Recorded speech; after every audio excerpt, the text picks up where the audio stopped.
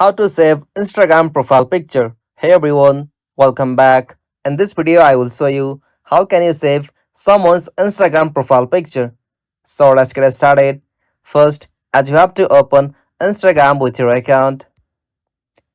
After you open Instagram, you will get this type of interface. From here, you'll have to just open any page or Instagram ID from where you want to save their profile picture. Alright, after you open their Instagram profile, tap on their profile picture at the top left.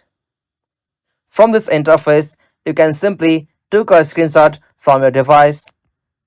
After you took a screenshot, you can manually crop them on your device. After you crop them, you'll be able to save that picture on your gallery. So this is the easiest method to save Instagram profile on your gallery.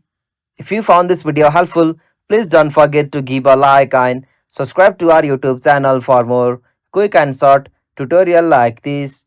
Thanks for watching. Have a nice day.